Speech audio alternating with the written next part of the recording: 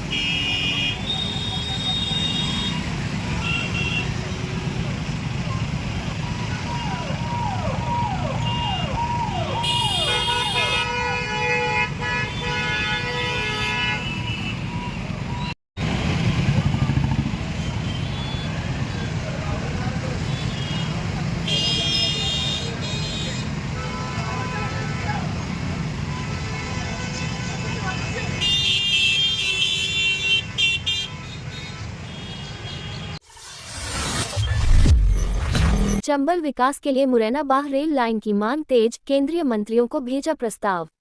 आगरा बाह न्यूज। चंबल अंचल के समग्र विकास और उत्तर प्रदेश से सीधी कनेक्टिविटी स्थापित करने की दिशा में मुरैना से पिनाहट होते हुए बाह तक प्रस्तावित नई रेल लाइन को लेकर मांग तेज हो गई है। भाजपा जिगनी मंडल के सोशल मीडिया प्रभारी राहुल राठौर ने केंद्रीय नागरिक उड्डयन मंत्री ज्योतिरादित्य सिंधिया तथा रेल मंत्री अश्विनी वैष्णव को पत्र भेजकर इस महत्वपूर्ण परियोजना का प्रस्ताव प्रस्तुत किया है और शीघ्र तकनीकी सर्वे कराने की मांग की है। राठौर द्वारा भेजे गए प्रस्ताव के अनुसार मुरैना जंक्शन से बाह, उत्तर प्रदेश तक करीब 105 किलोमीटर लंबी इस नई रेल लाइन में कुल 17 स्टेशनों का विस्तृत खाका तैयार किया गया है।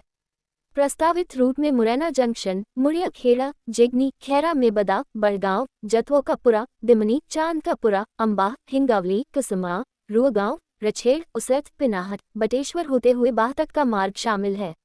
उन्होंने बताया कि इस रेल लाइन के निर्माण से चंबल अंचल के ग्रामीण और पिछड़े क्षेत्रों को सीधा लाभ मिलेगा।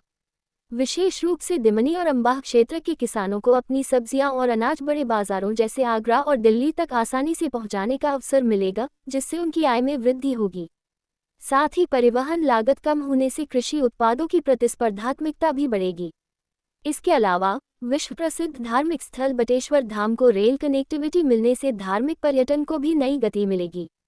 यहाँ स्थित 101 शिव मंदिरों के दर्शन के लिए आने वाले श्रद्धालुओं को बेहतर सुविधाएं मिलेंगी, जिससे स्थानीय व्यापार और रोजगार के अवसरों में वृद्धि होगी।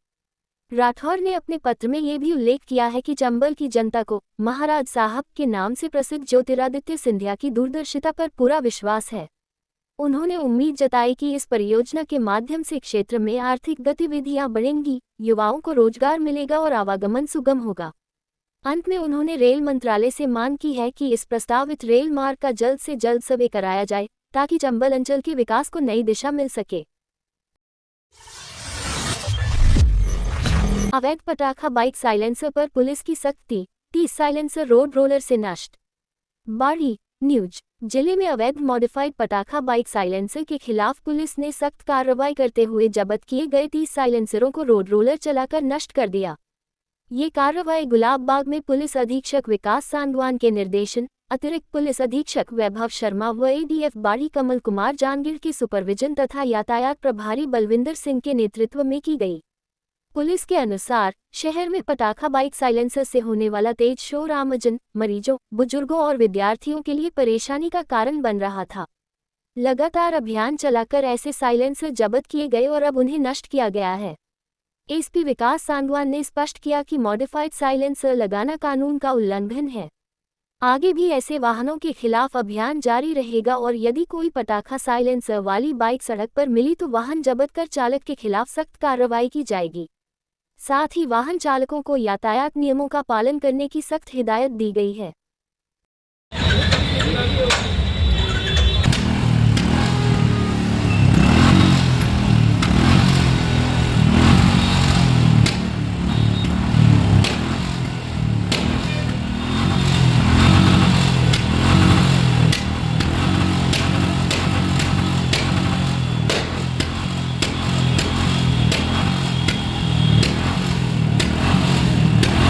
ये देखिए 16 मार्च से लेके 28 मार्च ट्रैफिक का अभियान चल रहा है। उसके अंतर्गत विभिन्न कार्रवाई की जा रही है। वाहन चला रहा है, रॉन्ग साइड कोई वाहन चला रहा है, खराब फीचर कोई वाहन चला रहा है, मॉडिफाइड वाहन अगर किसी के हैं, साइलेंसर है, बाइक्स उनके पीछे कई बार काफी साउंड करते हुए बाइक्स लोग फेंके करते हैं। आज भी ऐसे साइलेंसर जो है तो वाहनों को उतरवाना है, उनको आज नष्ट किया गया है।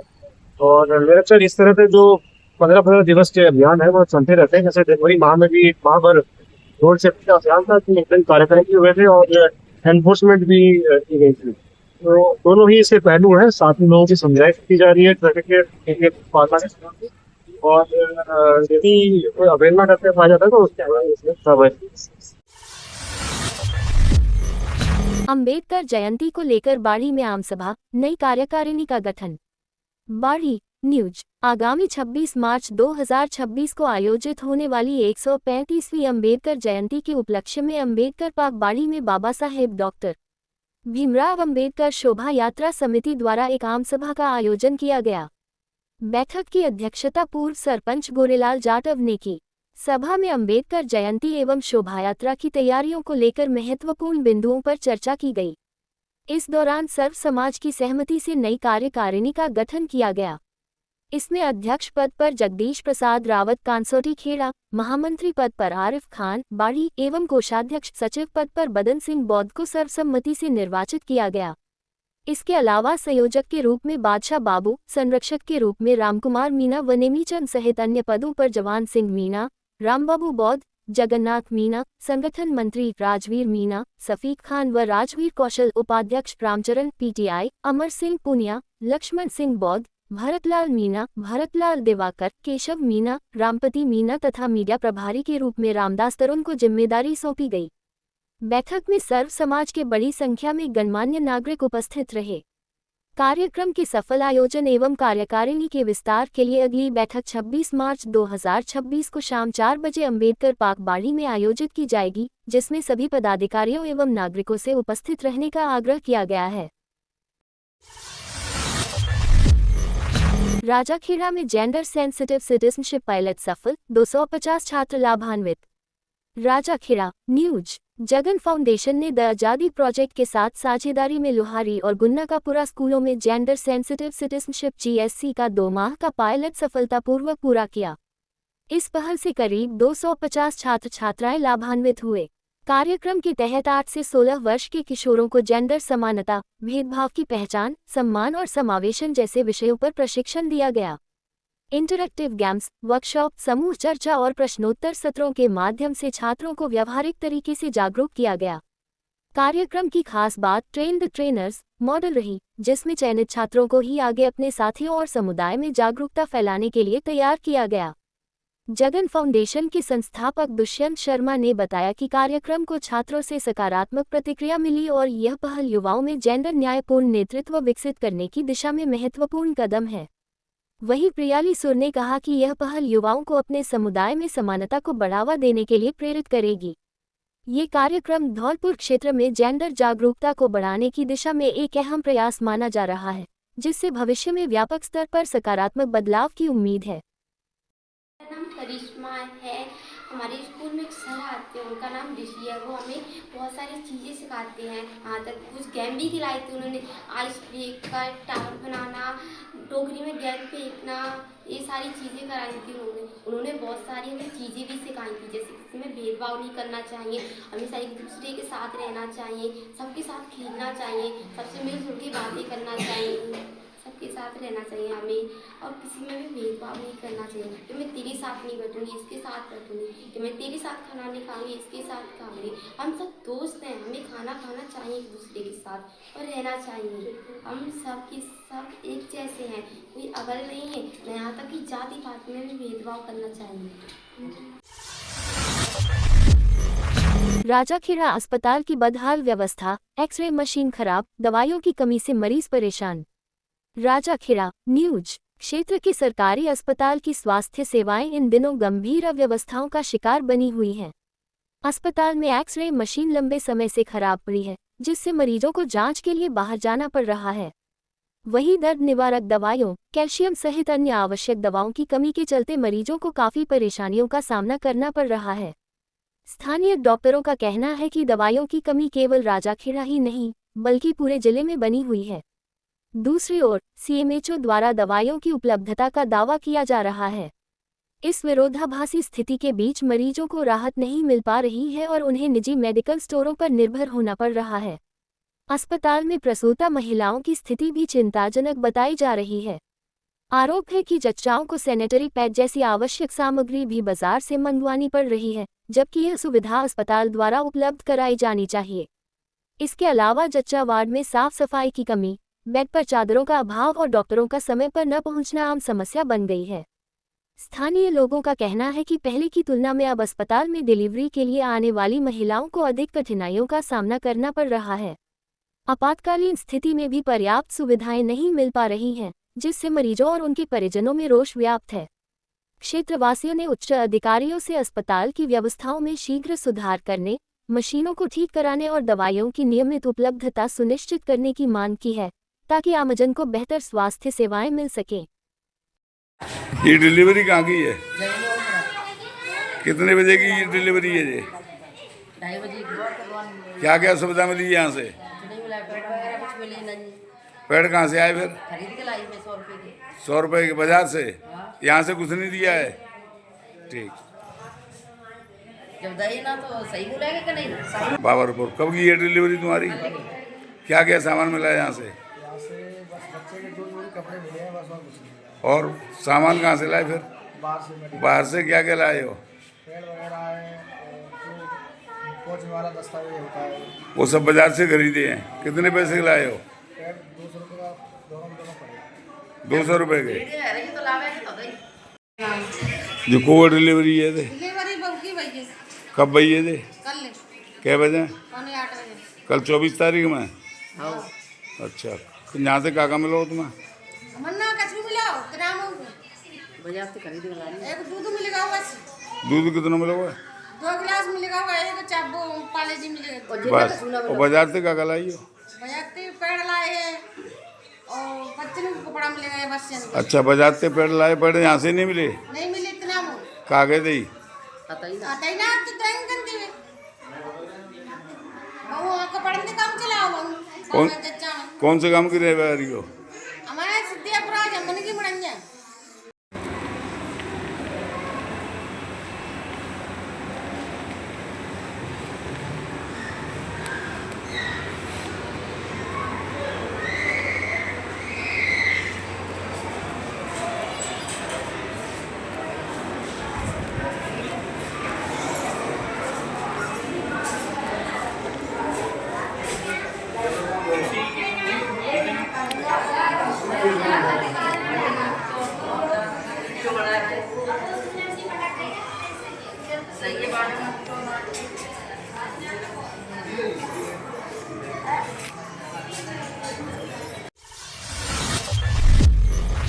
महिला कांग्रेस की पहली बैठक, महंगाई के खिलाफ जोरदार प्रदर्शन। जयपुर न्यूज। राजस्थान प्रदेश महिला कांग्रेस कमेटी की प्रदेश अध्यक्ष सारिका सिंह के नेतृत्व में प्रदेश कांग्रेस कार्यालय में जिला अध्यक्षों और प्रदेश पदाधिकारियों की नियुक्ति के बाद पहली महत्वपूर्ण बैठक आयोजित की गई।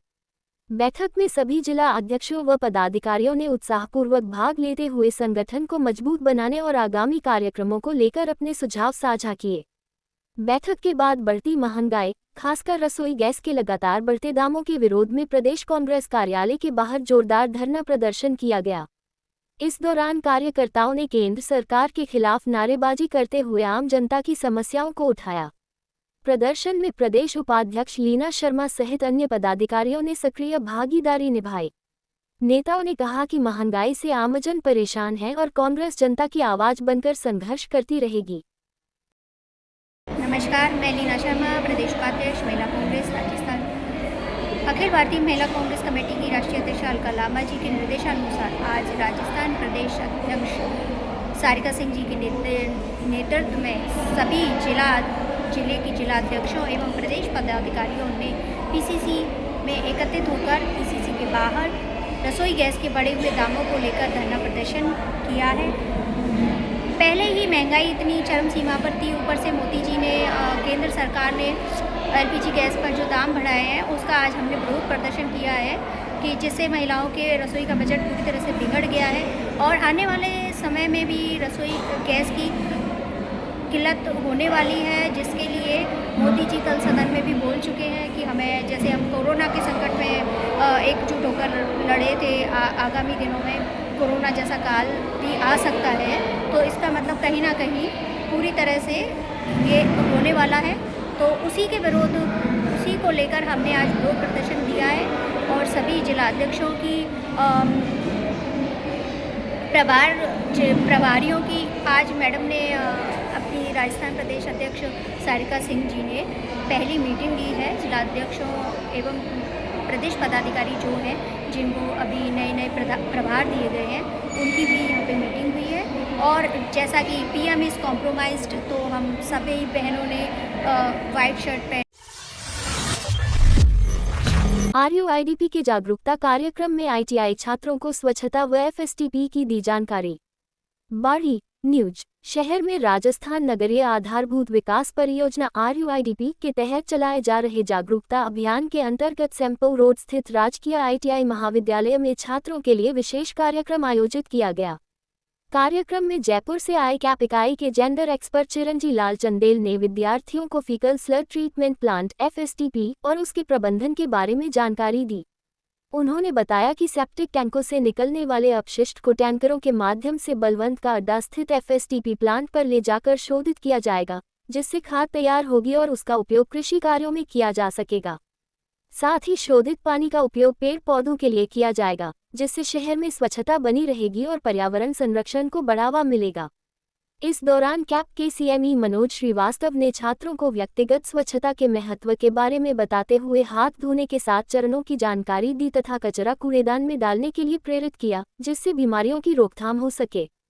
महाविद्यालय के प्राचार्य ने RUIDP के इस प्रयास को सराहनीय बताया। कार्यक्रम में सामुदायिक विकास अधिकारी पंकज शर्मा सहित महाविद्यालय के शिक्षकगण व छात्र छात्राएं उपस्थित रहे। अपना घर महिला इकाई ने जरूरतमंद महिलाओं को वितरित किए मिट्टी के घड़े। बाड़ी न्यूज। शहर में अपना घर महिला इकाई द्वारा आर्य समाज मंदिर में सेवा भाव के तहत मिट्टी के घड़े वितरण कार्यक्रम आयोजित किया गया। इस दौरान गरीब एवं जरूरतमंद महिलाओं को घड़े बांटे गए। कार्यक्रम में महिलाओं ने मिट्टी के घड़े प्राप्त कर खुशी जाहिर की और संस्था के इस प्रयास की सराहना की। आयोजकों ने बताया कि गर्मी के मौसम को ध्यान में रखते हुए ये पहल की गई है, ताकि जरूरतमंद परिवारों को राहत मिल सके।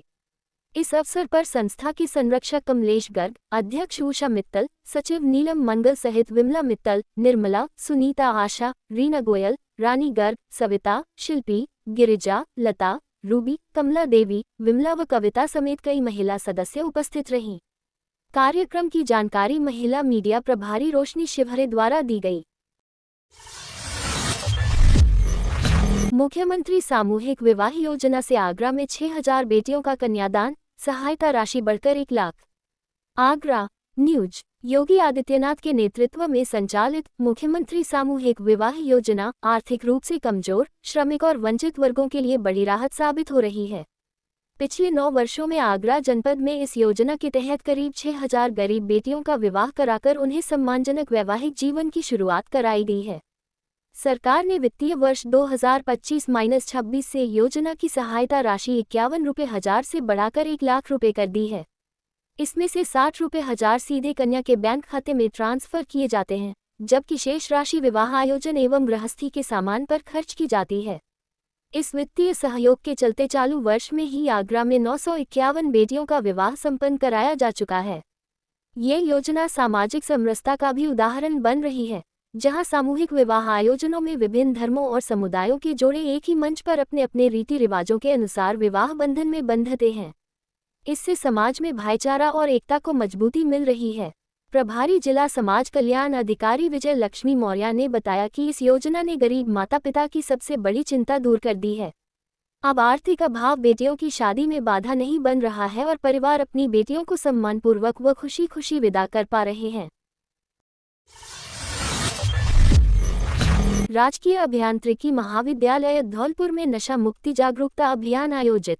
धौलपुर न्यूज। राजकीय अभियांत्रिकी महाविद्यालय धौलपुर में विद्यार्थियों को नशे के दुष्प्रभावों के प्रति जागरूक करने के उद्देश्य से नशा मुक्ति जागरूकता अभियान आयोजित किया गया। मुख्य अतिथि डॉक्टर त्रिलोक चंद ने नशे के शरीर व मानसिक स्वास्थ्य पर पड़ने वाले दुष्प्रभावों की जानकारी देते हुए योग और प्राकृतिक चिकित्सा को अपनाने पर जोर दिया। कार्यक्रम की अध्यक्षता करते हुए प्राचार्य डॉक्टर B.L. गुप्ता ने विद्यार्थियों को अनुशासन, सकारात्मक सोच और लक्ष्य पर केंद्रित रहने की प्रेरणा दी। एंटी ड्रग अधिकारी विजय कुमार अग्रहरी ने नशा संबंधित कानूनी प्रावधानों की जानकारी दी। कार्यक्रम में पोस्टर प्रदर्शनी भी आयोजित हुई, जिसमें नमन शर्मा ने प्रथम, प्रियांशु ने द्वितीय तथा पलक शर्मा व सौम्या सक्सेना ने संयुक्त रूप से तृतीय स्थान प्राप्त किया। अंत में विद्यार्थियों ने नशा मुक्त समाज बनाने का संकल्प लिया। कार्यक्रम के सफल आयोजन में सखा सखी टीम का विशेष योगदान रहा।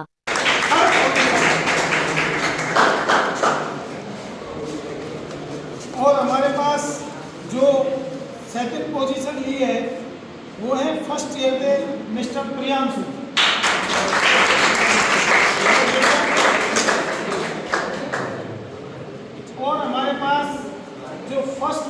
आई है वो है नमन शर्मा खड़ी।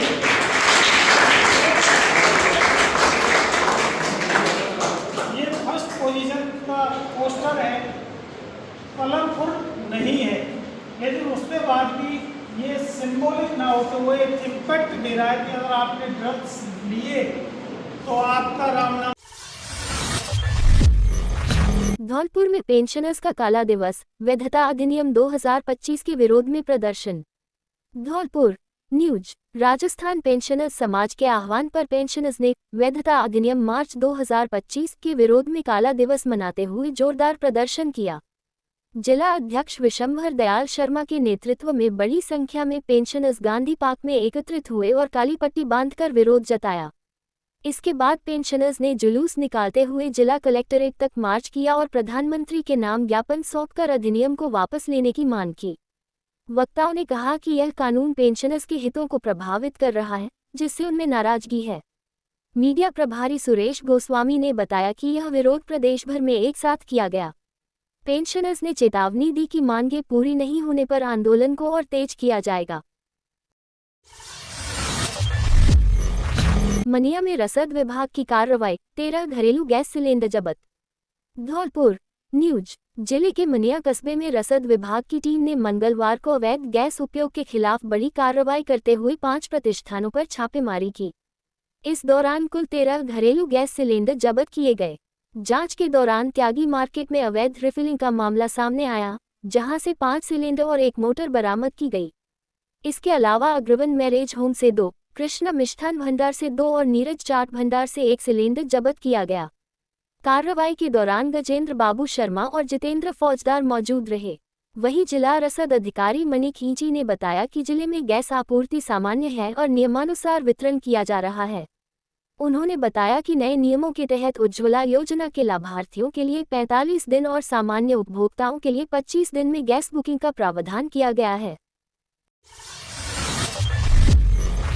धौलपुर में रामा स्टील पर जीएसटी टीम का छापा, रिकॉर्ड खंगाले, दस्तावेज जब्त। धौलपुर न्यूज। शहर के राजाखेड़ा बाईपास स्थित रामा स्टील प्रतिष्ठान पर केंद्रीय जीएसटी टीम ने मंगलवार को अचानक जांच कार्रवाई की, जिससे व्यापारिक क्षेत्र में हड़कंप मच गया। टीम के पहुंचते ही आसपास के व्यापारी भी सतर्क हो गए। जांच के दौरान अधिकारियों ने प्रतिष्ठान के आय व्यय से जुड़े रिकॉर्ड और दस्तावेजों की गहन जांच की। सूत्रों के अनुसार टीम ने कई महत्वपूर्ण कागजात अपने कब्जे में लेकर उनकी पड़ताल शुरू कर दी है। इस कार्रवाई को लेकर स्थानीय व्यापारिक समुदाय में चर्चा का माहौल बना हुआ है। हालांकि विभाग की ओर से फिलहाल इस संबंध में कोई आधिकारिक बयान जारी नहीं किया गया है। धौलपुर में पुलिस का बड़ा एरिया डोमिनेशन अभियान, 138 गिरफ्तार, भारी मात्रा में अवैध शराब जब्त। धौलपुर न्यूज। जिले में अपराध नियंत्रण के लिए पुलिस ने विशेष एरिया डोमिनेशन अभियान चलाते हुए बड़ी कार्रवाई की। विकास सांगवान के नेतृत्व में 56 पुलिस टीमों ने 348 स्थानों पर दबिश देकर कुल 138 लोगों को गिरफ्तार किया। अभियान के दौरान अवैध शराब के खिलाफ सख्त कार्रवाई करते हुए 21 आरोपियों को गिरफ्तार कर 1828 देशी शराब के पव्वे और 8 लीटर अवैध हथकर शराब जब्त की गई। इसके अलावा 5 गिरफ्तारी वारंटियों को भी पकड़ा गया। वहीं कई वांछित व हिस्ट्री शीटर अपराधियों की गतिविधियों की जांच की गई। यह अभियान पुलिस मुख्यालय और आईजी भरतपुर रेंज कैलाश चंद्र बिश्नोई के निर्देशन में अतिरिक्त पुलिस अधीक्षक वैभव शर्मा व कमल कुमार जांगीर के सुपरविजन में चलाया गया। पुलिस अधीक्षक ने बताया कि जिले में अवैध शराब, मादक पदार्थों और अपराधियों के खिलाफ यह अभियान लगातार जारी रहेगा तथा असामाजिक तत्वों पर सख्त कार्रवाई की जाएगी।